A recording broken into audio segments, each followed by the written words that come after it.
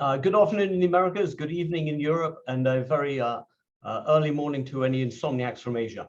I'm Jamie Ritchie, and I'm delighted to be your host for today's session, where we're going to be talking about the evolution of Napa Valley wines on the secondary market over the last 20 years. And I'm joined by an incredible panel of Napa Valley's greatest winemaking luminaries. So let me first introduce you to who we have joining us today. Let's start with Heidi Peterson Barrett. Heidi is one of the world's most renowned and respected winemakers, having created some of Napa Valley's most famous wines. Hi, Heidi. That includes Screaming Eagle, Delage Valley, and Grace Family. She started her own brand, La Serena, in 1994, and then began her collaboration brand, Barrett and Barrett, with her husband, Bo Barrett, of Chateau Montelena in 2008. At a young age, Heidi found that the world of wine was an ideal place for her to explore and combine two passions passed to her by her parents. Her father, Dick Peterson, is a scientist winemaker, and her late mother, Diane, who was an artist. In the late 80s, she started to develop a tiny project called Screaming Eagle, which quickly gained 5 perfect 100-point scores in just a few years and took her to international fame. Today, Heidi maintains a stable of ultra-premium client wineries, including Paradigm, Lambourne, Amuse-Bouche, Fantesca, and Kenzo Estate, as well as her own brands, La Serena and Barrett and Barrett. And she and Bo live among the vineyards in Calistoga. So thank you, Heidi, for joining us. Next we're joined by Colton Mccoy. Colton earned the title of Master Sommelier in 2013 at just 28 years old, becoming one of the youngest people and the second African-American to earn this prestigious title. Colton worked in some of the most revered institutions, such as Thomas Keller's Per Se, and was wine director of the legendary Little Nell in Aspen before being named president and CEO of Heights Cellar in December 2018. And in 2020, Colton was named managing partner of the Lawrence Wine Estates, overseeing the purchase of Burgess Cellars, Stony Hill Vineyards, as well as Haynes Vineyard and the historical Wildwood Vineyard in Rutherford. Colton is also co-founder of the Roots Fund, a fantastic non-profit that focuses on creating educational and employment opportunities in our BIPOC community. Thank you for joining us, Colton. Next is Bernard Delage. Bernard was born into a family in France that has been involved in the wine and spirits business since the middle of the 19th century.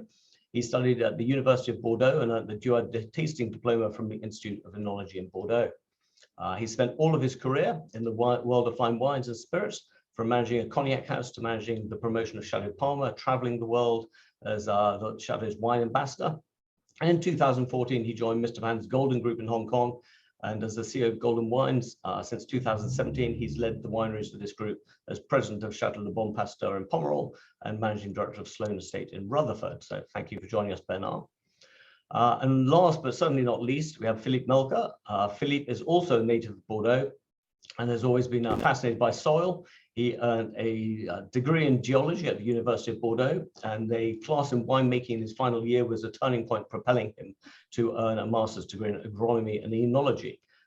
His first job out of school was at Chateau Haut-Brion, followed by a position with the Moex family, who sent him to Dominus to study soils in 1991. The Napa Valley soil proved to be a revelation for Philippe, and he then traveled the world studying soils and making wines, from Badia Coldebuono in Tuscany to Chittering Estate in Australia, returning to France in 1993 to work at Chateau Petrus. He's been fortunate to be trained and influenced by luminaries such as Jean-Bernard Delmas, Christian Moex, Jean-Claude Berrouet, Paul Draper, Daniel Barron, and Michel Roland. And in 1994, he returned to Napa full-time, and for the past 20 years has served as a winemaking consultant for some of Napa's most highly regarded properties, and under the Philippe Melka, and is co-proprietor of Melka Estates. Him and Sherry produced 4 distinct labels that reflect their philosophy of soul-driven wines, with both Matisse and CJ from Napa Valley. So thank you, Philippe, for joining us. Before we start the conversation, I think it's just worth clarifying what is the secondary market. And that really consists of wines that have already been sold once and are being resold, either at auction in all its different facets, or by other wine merchants or other platforms. And we see an expanding number of platforms coming up today, particularly with, and we'll see more with NFTs and the likes going forward. It's important to mention one particular distinction for the Napa Valley Vintner wine auctions. They focus only on selling wines that come direct from the winery cellars. And today's session is inspired by Napa Valley Library Wine Auctions, which is live and open bidding at sotheby's.com/NVV or on the Sotheby's friendly app. And the auction is going to close this Saturday at 1 p.m. Pacific time. So in recent years, we've seen the number of wines represented by from Napa offered on the secondary market significantly expand. We've seen them and that'll be globally, I think. We've seen prices continue to rise in the secondary market, particularly where there's very limited supply combined with a growing reputation. We've seen, if you look at any of the indices, whether that's Sotheby's index or the LiveX indices, you see that growing demand and rising prices. And I think we've seen demand growing throughout Asia and Europe, as well as across North America. So let's start with Heidi. Heidi, in terms of thinking about the value of wines, what do you think creates value in a wine, and how do you see, what do you see particularly growth areas in terms of creating value in wine? Yeah, that's a great question. I think, the number one thing is really about quality. I think people really value something of high quality, no matter what it is. That goes across art, jewelry, homes, anything, cars, anything of, in a luxury area, it's all about quality. So they want to know about that. They want to know that it's an authentic product. I think something that has some pedigree, and pedigree comes from really a long track record. So something that's very authentic, has a long track record. It came by no accident. This winery or this winemaker has been able to replicate their success and be very consistent with high quality products. I think that's another reason to highly value a wine. Scarcity, as you mentioned, of course, we all want something that's hard to get, that we can't, that there's not tons of it. Not everyone can have it. That definitely adds to the the feeling of value, just because it's scarce. For whatever reason, humans are funny that way. We like what we can't get. And the last thing I think is ageability, which I think as a collector, I would be very interested in that. If you've invested quite a bit of money in something, I would like to know that it's going to hang around for at least 20 years or more, hopefully even 30, so that you can celebrate when your kids turn 21 and all of that. If people who like to start cellars for their kids, I think that's also a really important factor, and definitely contributes to value of wine. That's great. I mean, I think you raised some interesting points there, because it sort of comes into also like how long does it take for a winery to establish a reputation, which is sort of interesting. Colton, you've obviously acquired some wineries recently. So what do you think about that, and why do you think collectors will buy and collect Napa wines?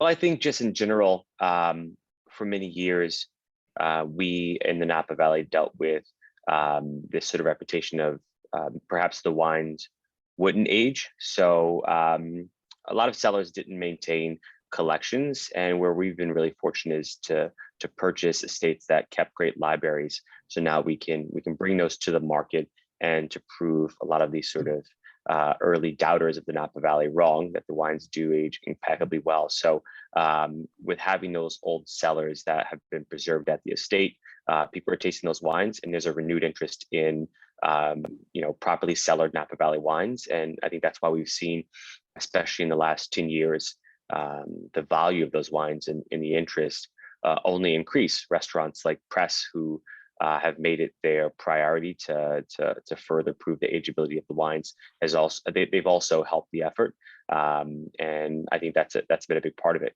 Obviously, with a region like Napa Valley that has so much history, but it's still, in the grand scheme of viticulture, a very young region.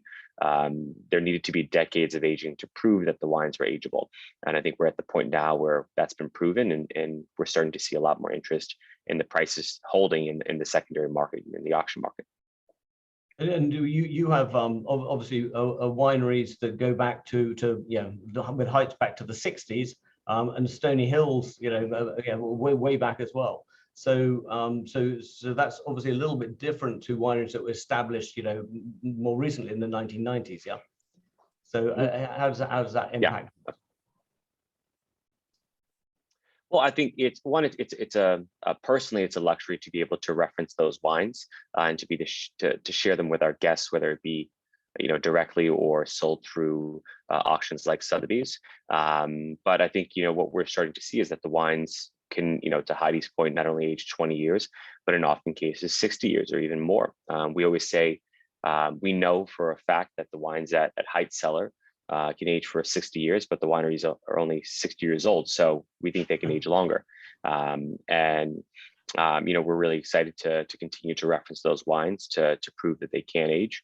And generally people are very interested in that. I think as Americans become more open to exploring wines with that much age, to have those types of wines be able to sell here from an American region gives some great pride that they can reference those wines and enjoy them the way that they've enjoyed great Bordeaux or Rioja for that point, or old Italian wines. And I think there's a lot of excitement behind that. Yeah, I mean, I remember sort of in the 90s, people would be asking, well, will the wines age, etc. And I think it's been proven that they really do age incredibly well. And those wines are still from the wineries which started coming up in the 1990s. You taste those wines today, and they are still young, fresh, vibrant, and evolving, and getting more complexity. Which is sort of interesting. So and obviously that compares to Bordeaux. So with Benno, you have a foot in each camp from Bordeaux. So just taking that and thinking about the ageability of wines and the collectability of them. How do you think about your pricing policy, and do you ever think about what the secondary market does and how that impacts your thinking about pricing?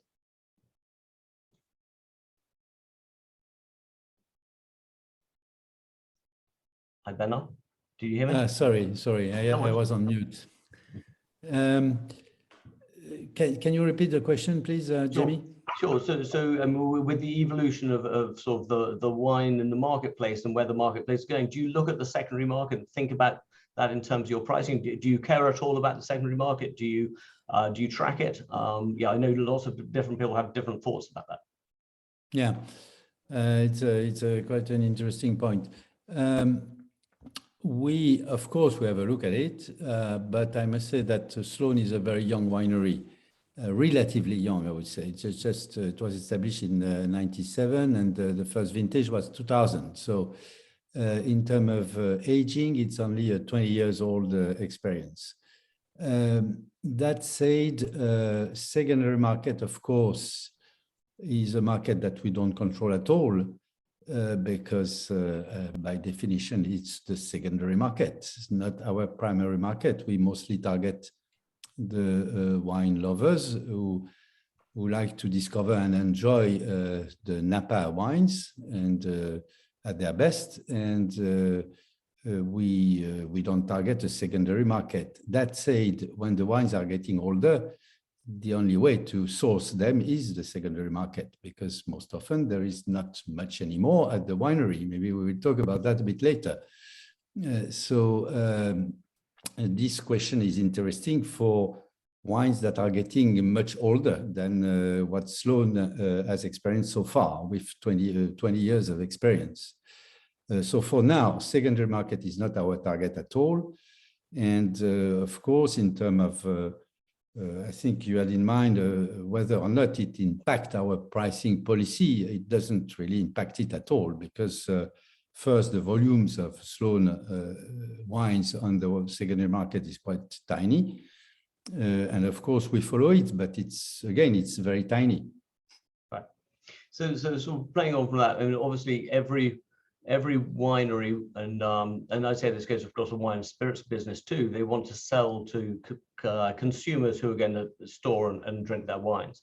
But obviously there's a very limited supply of certain wines in the marketplace. So do you, Philippe, would you perceive the market that it's good to have a secondary market and some of your wines available out there in the marketplace, so you can the new collectors who are coming into the market get the opportunity to buy older vintages and can taste them? Well, thanks, Jamie, for having me and asking me these questions about, like Bernard said, very, very complex questions. Personally, I do not really follow the secondary market, I have to admit, but I can tell you, just talking to some of the vineyards or some of the people I'm involved with, I think at least it's an interesting market to really value your brand and to really, really have a good idea about really the recognition of your brand. So that part, I think it's really important for some of the vineyards.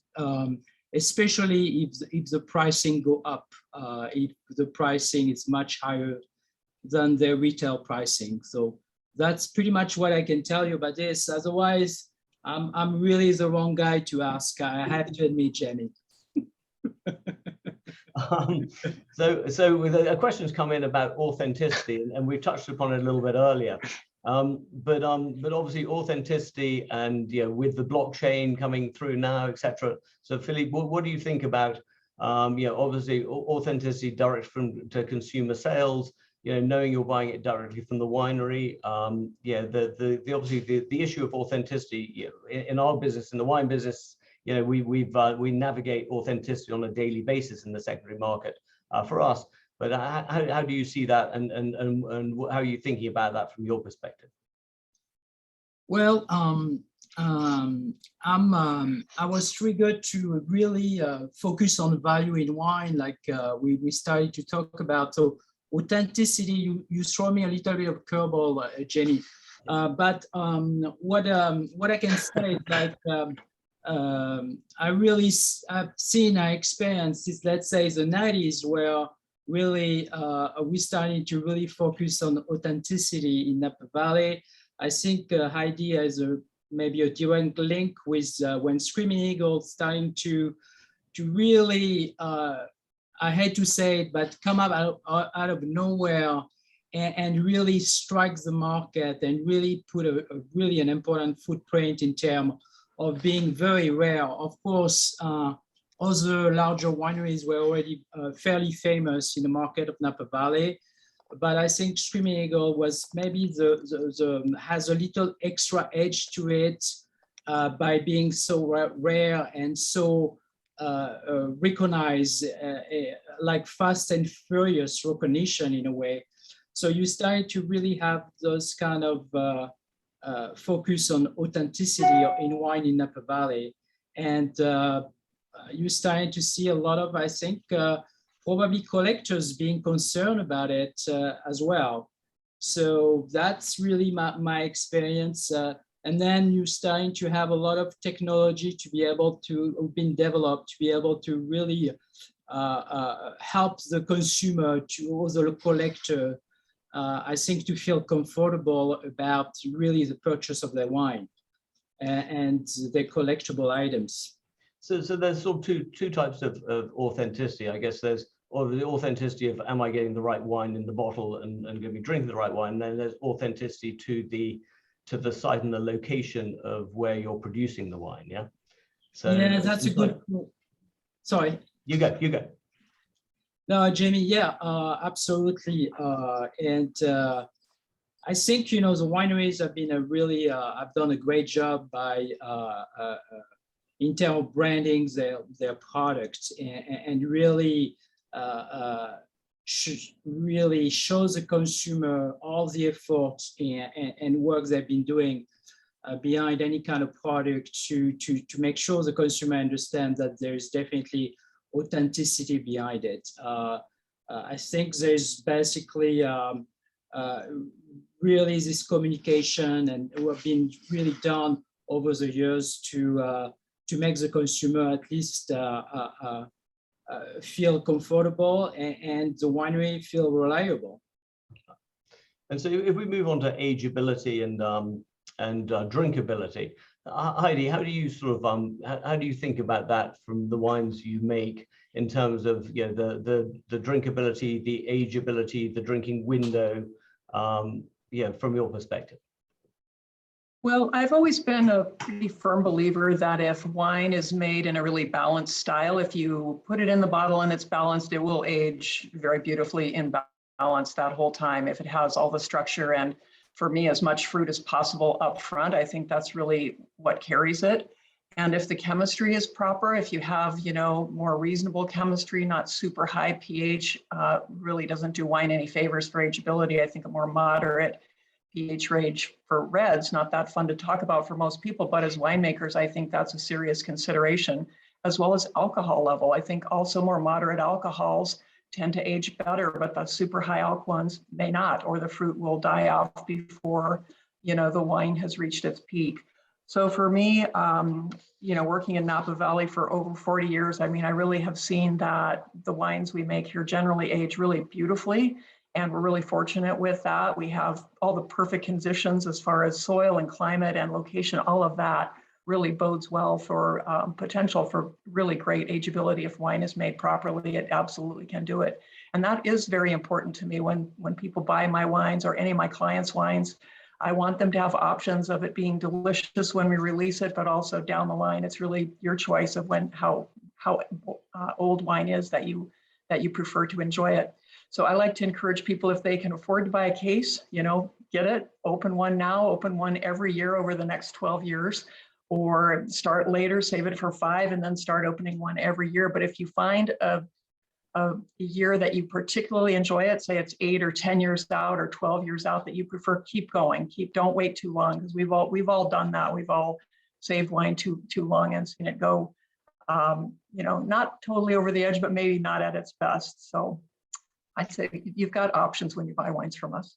Right, and I think what's interesting is you raised a point. Many people say sort of want to maybe have a direction or an influence when people drink wines, and I think you raise an interesting point that it should be down to the consumer and the person buying the wine as to whether they want to enjoy it younger or age it a little bit more, I think. That's exactly right. And so Colton, we have one question about which came in about the Frenchifying of Californian wines, or the Californifying of the French wines. How do you think about that? Because obviously we have seen a transition globally to in coffee, in wine, in everything towards more elegance, more subtlety, more complexity. Sure. First I would say that France does not have a monopoly on balanced wine, and California does not have a monopoly on fruit-forward, luscious wines. I think that, when we look at each country, they all have a great diversity in climate and regional influence. And we obviously know that there are trends that go in and out of winemaking and consumer demand that producers often chase. And what I'll say for California is, and I'll speak to Napa Valley because I think that's very relevant here because we're speaking about Napa, is, again, the Napa Valley is still a very young wine growing region. And even with the very limited amount of vintages we've had, call it post-prohibition, I think we've advanced very quickly. And I think what's beautiful is that there is enough of a client base that demands all styles. So what I've seen in the market is an equal demand for wines that have power and richness and lusciousness, and an equal demand for wines of freshness and tension and elegance and nuance. And I feel that there's room at the table for all styles. But I think that as we see a lot of the younger winemakers, for example, a lot of the winemakers that we've brought onto our estates to take over these older, more traditional wines, they really do love a lot of the more elegant, vibrant styles that they had been able to drink from the 60s and 70s, and that we often reference. I had a very interesting conversation at a lunch earlier today about that, and I think what is really important is that the winemakers understand how to make the wine that is appropriate for the site, because the Napa Valley is an incredibly diverse region, and we should be careful not to try to chase styles from the mountains that we make in the valley floor, but make wines that are fresh and well balanced, as Heidi said, that we know are going to age well. That's right, absolutely. And it is sort of the terroir sort of comes back through every conversation about wine, I think. And we're going to move on to the wines in the auction on Saturday, and we'll just have a quick sort of run through with each of you, and maybe if we can start with Bernard, you can just tell us about the wines that you selected for the auction and maybe why you selected them. That'd be great. Yeah, so for the auction, the Napa Valley auction, we have selected a lot of 3 double magnum of Sloan from 3 different vintage. So double magnum, it's of course a big format, but it could be a perfect balance for long-term aging, and at the same time, not too big size for a good party dinner. So let's hope that people can balance between either aging them for long or enjoying them with a good crowd. So we have chosen the 2010, 12, and 14 vintages, which are, I believe, quite different in terms of conditions, but that all of them are quite a good illustration of what makes I would say, the hallmarks of the terroir of Sloane. And I think they show quite well the expression of this terroir under different weather conditions. You remember that 2010 was quite a moderate heat vintage with quite a good climate, but not very hot. So the wine is quite elegant, very well balanced, maybe a little bit more borderless style, talking about Frenching wines, compared in particular to 2012, that was quite a big vintage in terms of power and profile, very rich, generous, powerful, but also very well balanced. And again, as Heidi said very well earlier, whatever the wine we produce every year, the key is to build the right balance of the vintage. That makes all the elements, alcohol, acidity, tannins, and of course flavors, the richness of the flavors and complexity, very well integrated and harmonious enough to age well. Then the wine can be enjoyed at any age, either young, even in big format, or much older after decades. And I believe that these wines have the potential to go that far. So I think that with these three vintages, the winner of the bid will have the good chance to have a very nice experience of Sloane Estate. Fantastic. Thank you very much, Bernard. Maybe Philippe, if you can go next and tell us about your lot. Yes, I was checking this lot actually this morning again. I'm very excited about it. I might have to bid on it as well. It's 16 Magnum, so there's a good size. I think for any bidders, the beauty of it, they are going to really travel along the Napa Valley. There is basically many different appellations throughout this lot. You can go from Oakville, Stags Leap, St. Helena, Rutherford. I mean, there's really a lot of fun going through it. And also, the great part of it, most of them have a different vintage as well. So you're really going to go through from 2008 until 2019. I might not go like Bernard to describe every single vintages, but I can tell you that they all should age very well. I mean, we said about slight bigger format, always have a little age to smaller one for aging. So that's really the beauty of Magnums for me. But I think some of the product, of course, are super small. You go from about 60 Magnum produced to 300. So each produces, it's a very limited items, if you wish. So that's a great part of it. I think, you know, it's for some people who don't know some of the brands, they should really discover them. I mean, it's kind of, some are a little bit more under the radar, I would say, than others, but they really, I think, all have age-worthy balance, like we talk about. They all have some really great qualities to them. So I hope this lot will end up in good hands. I'm sure it will, and we'll see where it ends up on Saturday. Colton, would you like to go next? Sure. So the lot that we featured for this auction, we were personally very excited about and quite envious of the winner and the potential dinner party that they may have with these wines. So the intention was to really show an entire decade from three very historically significant estates for the Napa Valley. Stony Hill Chardonnay from Spring Mountain, Burgess Cellars, one of my personal favorites, even before we purchased it, from the base of Hall Mountain, a very old site, originally established in the 1880s, and then Heights Cellar. Obviously, Heights Cellar, very well known for its approach to benchland and Valley 4 fruit, very long élevage, and incredibly traditional winemaking. The goal here is to really show these old families and the traditional style of winemaking in what can come from many decades of working with the same vineyard site, and how that can be expressed in a way that really shows the differential in the vintage to vintage.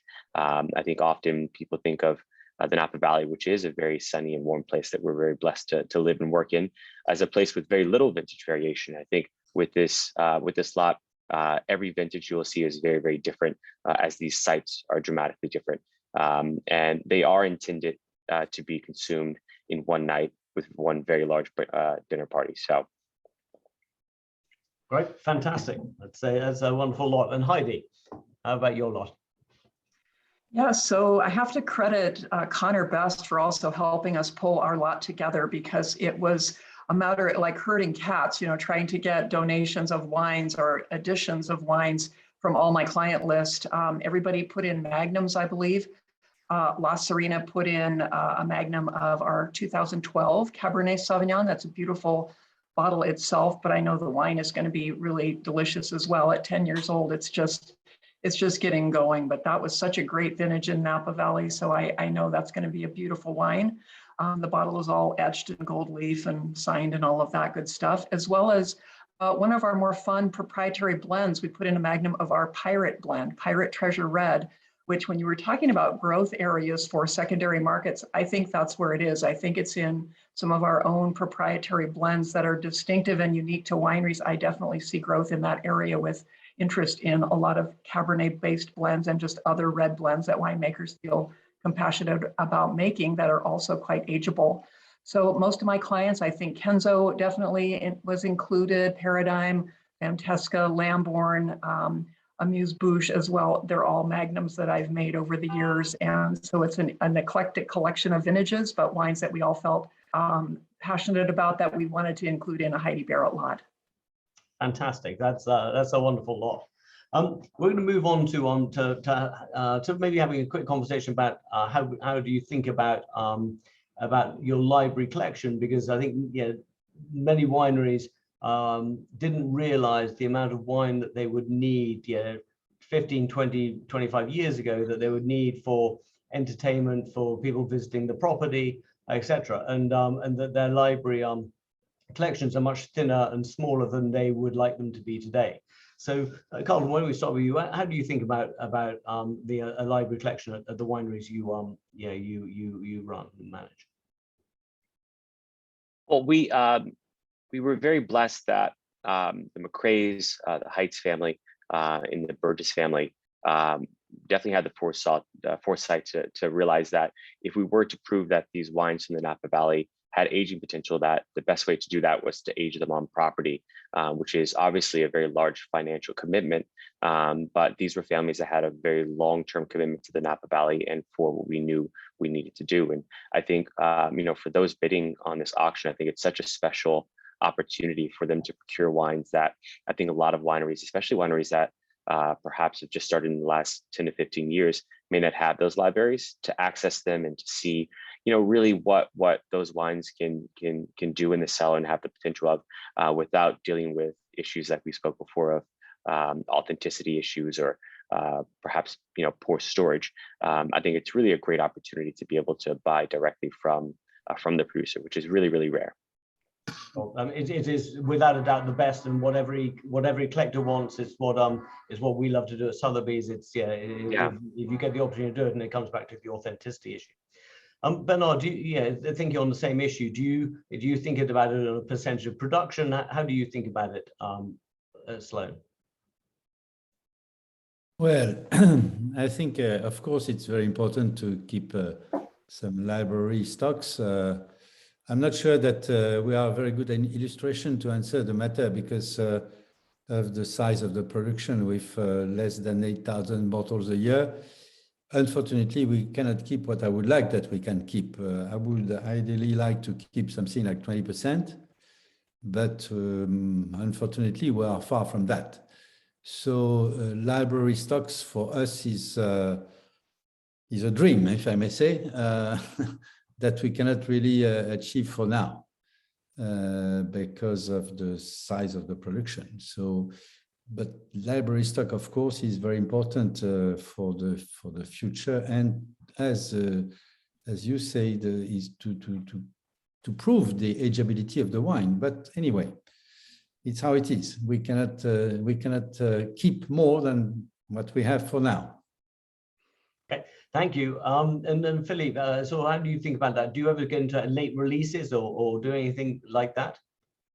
Yeah, so of course, well, I cannot talk to some of my clients, and all the clients, of course, are a little different. Some I started in '95 with, but I can talk, of course, about my own brand that my wife and I created in '96. So we have a little bit of, I think a story that many wineries had, which mean it's a cash flow demanding business. So unfortunately, at the beginning, we didn't keep enough library, but we make a point for education, really for kids as well, to be able to drink those wines, to keep at least 10% at the beginning. And then over the years, we grow, like Bernard actually said, to 20%. Seems like a big number, but when you look at it, even on the business side, we love to create those, 10 years, 15 years, 20 years release to the consumers, to some special members, if you like. They love this. I think it's great for us also to learn about the wines, to learn about our mistakes. So it's really a great value to any kind of business, I think, to have that. But like many of the clients, that was the only difficult part. The beginning of any kind of venture requires some cash, as we know, and to some sales at the end. So it takes a lot of courage, I will say, from many people to do those 10, 20% of library wines. Yep, it does, but it's sort of if it is possible, yeah, and there's an evolution we see in different regions to trying to hold back more inventory and then sell it at a later date if the cash flow allows for it. Heidi, how do you think about that? Yeah, so we do have a dedicated library area that we have saved, certainly wine going all the way back to the beginning of La Serena to '94. And it's really fun for me. I view them as kind of my work models. Some of them, for me, I'm learning how do they age. We go back occasionally and taste through a few of the wines. But we've also had some fun re-releasing wines in verticals. So like the Cabernet, for example, we started that in not '94, but '96. And so the first 6-pack release of the first vertical, 06 through, 96 through 2001 was one bottle of each in a 6-pack. We bottled we packed about 60 of those, so 5 cases worth, and released those as a vertical library offering to our consumer list. And they went like wildfire. People just loved it. If they missed one or they wanted to have the whole collection, some people we heard would just do a dinner party about it and just see, do the whole vertical right there.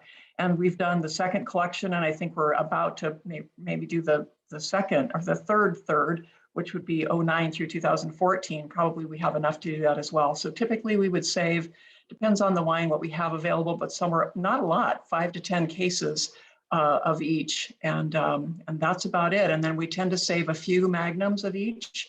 If we had magnums that year, the reds for sure, the Cabernet we always do, but not all the wines get magnums. Some of the blends we don't make magnums of. And then we usually, some of the older vintages, we even have a few 3 liters and 6 liters, which for certain collectors, if they inquire, we have the wine, we just don't advertise that we have them readily available, but we do if people ask. Right.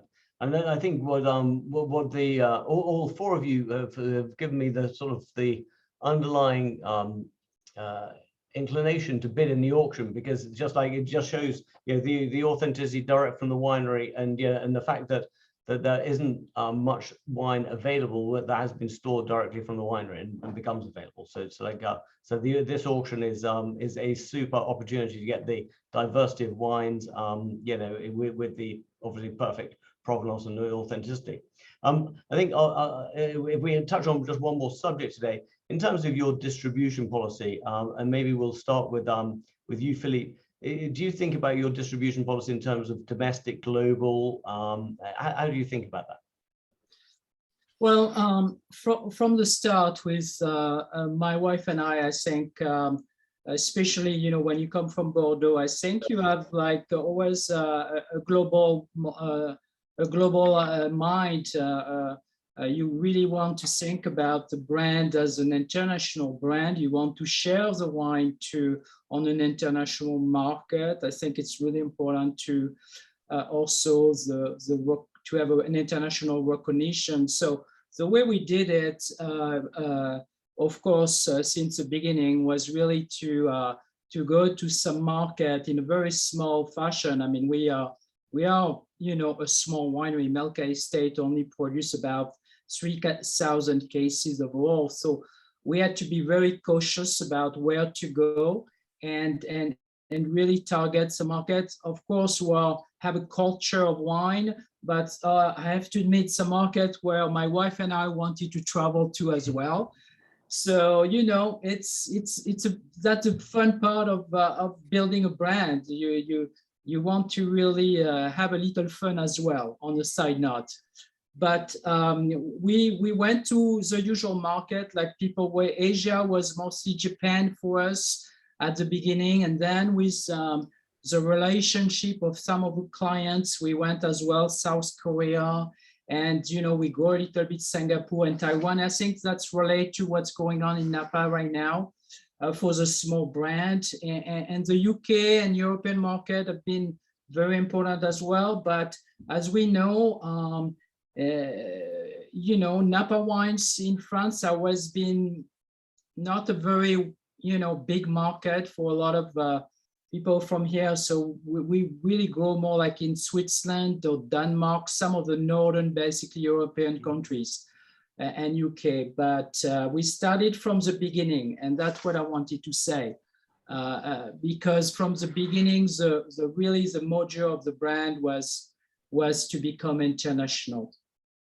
Right, thank you. And Bernard, you're based in Hong Kong, and obviously Asia is becoming an increasing important part of all the global wine market. How do you see your distribution and maybe touch on versus sort of the allocation worldwide? Well, Sloan started with a distribution that was mostly direct to consumer through membership list. And now we are moving to reducing slightly this proportion in order to try to build a more global brand, because I fully agree with what Philippe said about that. It's also my Bordeaux culture, probably. It's true that I believe that we need distributors if we want to build a global brand. We cannot limit the sales to the direct to consumers. And we have started to appoint distributors in a few countries. Of course, very small volumes, but the question is not the volume. The question is to be able to offer our wines on a more global market. And now we are in many countries in Europe, many countries in Asia, of course, and developing a bit everywhere. Right. So thank you. I agree that it is very important for the future of the brand. And Heidi, how do you think about it with mailing list versus on-trade versus off-trade? What are your thoughts? Yeah, well, I agree with what everyone else has said. Additionally, we, are in the same camp of trying to put a few eggs in all baskets. I think is just a smart way to do business, kind of diversify, if you will. We love, of course, our mailing list, our direct to consumer, I think is great. We're always trying to expand that and host guests on a regular basis. Sorry about my office phone ringing there. And then the wholesale trade, of course, is really important. The restaurant market, wine shops, that we really value working with those retailers as well. And then we've got some out-of-state distribution, not all over the US, but quite a few good distributors that we work with. And then I'd say more recent years, in the last, say, 10, 15 years, we've gone a little more international, and we really are looking to expand that, where we can make connections with good representatives for us in various countries around the world. We're very interested in that.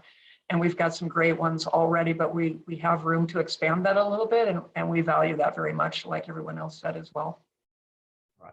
That's I think that's the sort of globalization of the wine business has been steadily happening over the last 10 or 15 years. Certainly in our business, it's been transformative. First in 1994, when the US market opened for us, and we started selling in the US, and then in 2009 when we started selling in Hong Kong, and then last year we started selling in France for the first time. Colton, if you could sort of give us an overall view of what your thoughts are about your distribution policy, that'd be great. Sure.